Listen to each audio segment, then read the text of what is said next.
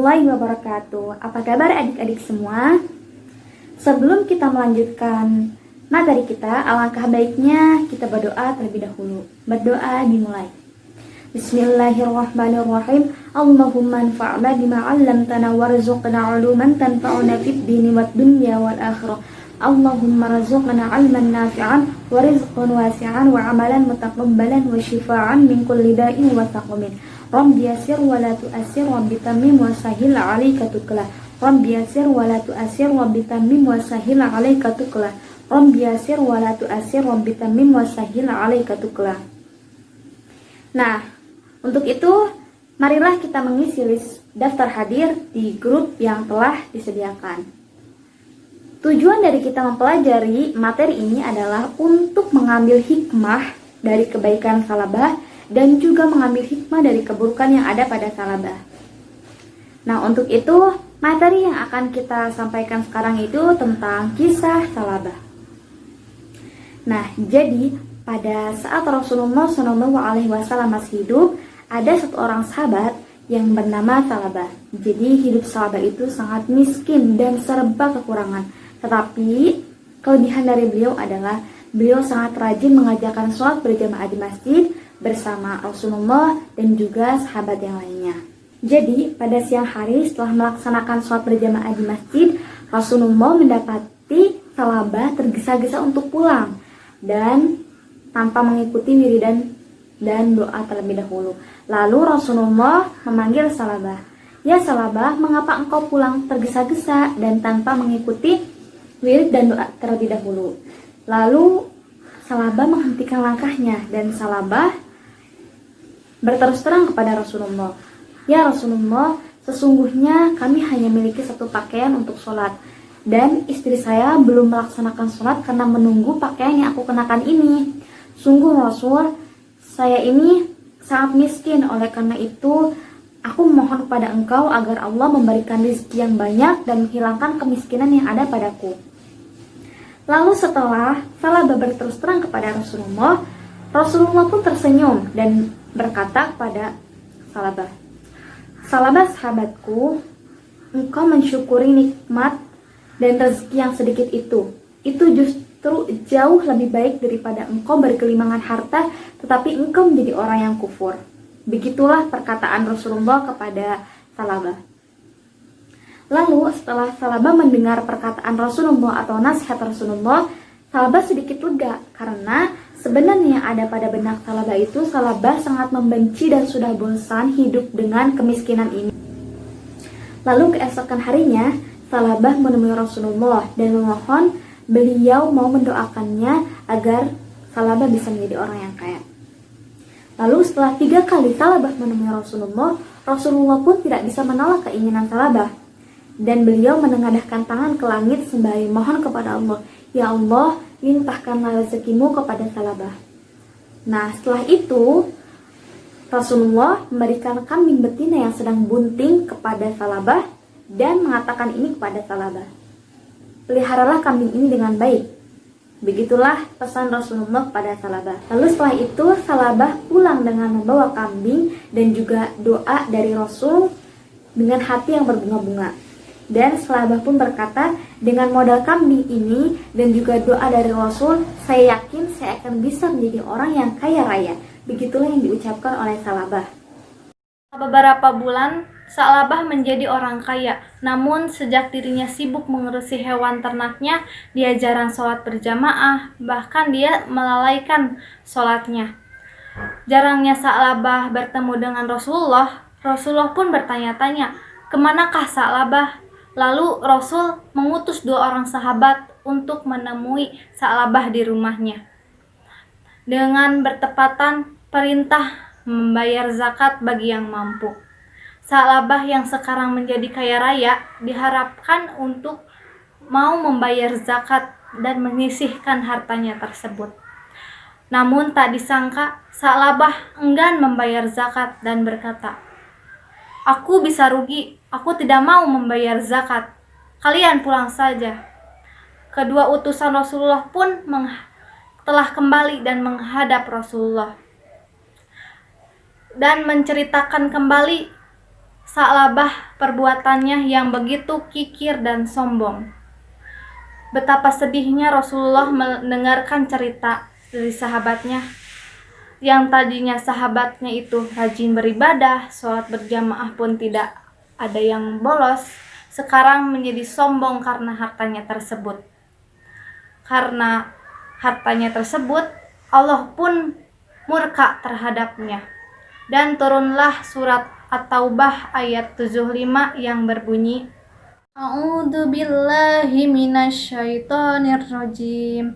Bismillahirrahmanirrahim.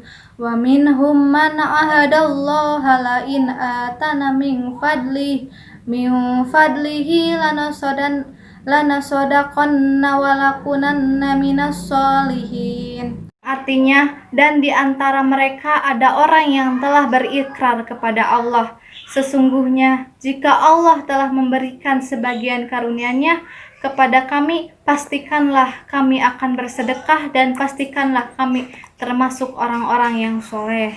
Setelah kejadian menolak perintah zakat dari Rasulullah, Sa'labah pun merasa bersalah. Hari-harinya penuh dengan penyesalan.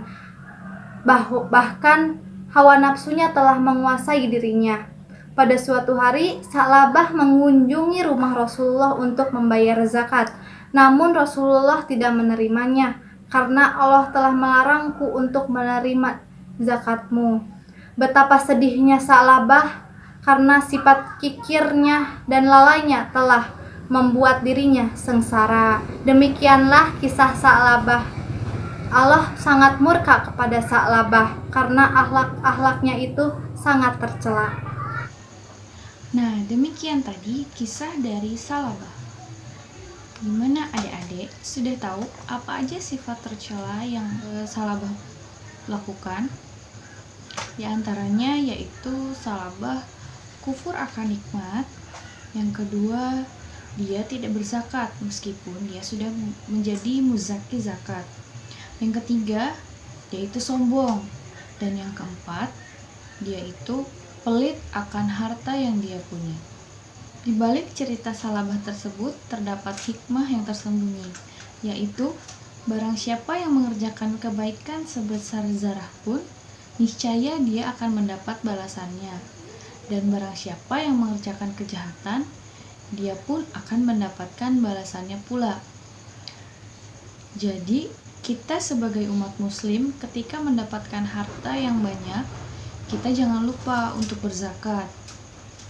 Karena Allah itu tidak suka dengan orang yang melakukan perbuatan tercela. Seperti kepada Sa'labah tersebut, Allah sangat murka.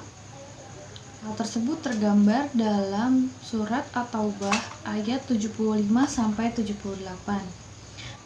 Yang artinya, dan di antara mereka ada orang yang telah berikrar kepada Allah. Sesungguhnya, jika Allah memberikan sebagian karunia-Nya kepada kami, pastilah kami akan sedekah, dan pastilah kami termasuk orang-orang yang soleh. Maka setelah Allah memberikan sebagian karunia-Nya kepada mereka, mereka kikir terhadap karunia itu dan berpaling, dan mereka memanglah orang-orang yang selalu membelakangi kebenaran.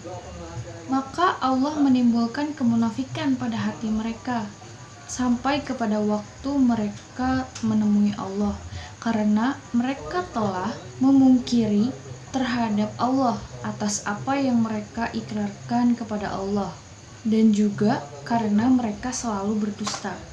Tidakkah mereka tahu bahwasannya Allah mengetahui rahasia dan bisikan mereka, dan bahwasannya Allah amat mengetahui segala yang gaib?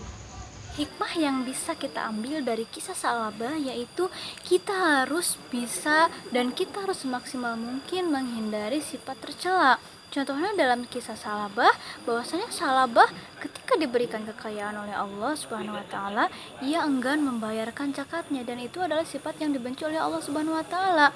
Tugas kita sebagai umat muslim, tugas kita sebagai umat yang tunduk terhadap perintah-perintah Allah, hendaknya kita membayar zakat sesuai kemampuan kita. Karena apa? Karena sebagian dari harta yang kita punya adalah milik orang-orang yang tidak mampu. Nah, seperti itu. Kemudian ketika kita diberi suatu kebahagiaan, ketika kita diberi suatu kenikmatan oleh Allah Subhanahu wa taala, semaksimal mungkin kita jangan pernah melupakan Allah, karena Allah lah yang maha memberi, yang maha memberi segalanya. Allah yang maha memberi nikmat kepada kita, Allah yang maha memberi kekayaan, kebahagiaan kepada kita, sehingga tidak ada alasan untuk kita melupakan Allah Subhanahu wa taala. Jangan seperti Sa'labah. Ketika Sa'labah diberikan kenikmatan, ia yang tadinya ahli masjid, ia yang tadinya taat beribadah kepada Allah Subhanahu wa taala, dan ia yang tadinya sahabat Rasulullah menjadi kufur nikmat, menjadi sombong. Karena apa? Karena harta yang ia miliki. Naudzubillah min dzalik. Jadi tugas kita adalah mengambil hikmah dari kisah Sa'labah, yaitu jangan sampai kita kufur nikmat, jangan sampai kita melupakan kewajiban kita untuk membayar zakat, dan jangan sampai kita tidak taat lagi kepada Allah ketika mendapatkan kebahagiaan. Kemudian ketika kita mendapatkan kesenangan, kita mendapatkan rezeki yang berlebih, kita harus ingat kepada saudara-saudara kita yang membutuhkan, seperti itu. Nah, dari kisah Sa'labah tersebut akan mencoba memberi tugas. Nanti adik-adik tulis jawabannya di komentar grup WhatsApp ya. Pertanyaannya yaitu, apa saja sifat tercela yang dimiliki oleh Sa'labah, dan apa yang harusnya dilakukan oleh Sa'labah untuk menghindari sifat tercela tersebut. Tadi kan sudah disebutkan apa saja sifat tercela yang dimiliki oleh Sa'labah. Adik-adik tinggal tulis kembali apa yang tadi sudah disampaikan. Jangan lupa ya, tulis di grup WhatsApp, nanti akan periksa. Jika adik-adik sudah mengisi soal yang telah diberikan, mungkin saja materi yang telah disampaikan ini, yaitu tentang kisah Sa'labah. Sebelum ditutup, mari kita membaca doa terlebih dahulu. Bismillahirrahmanirrahim. Subhanakallahumma wa bihamdika asyhadu an la ilaha illa anta astaghfiruka wa atubu ilaik. Terima kasih. Wassalamualaikum warahmatullahi wabarakatuh.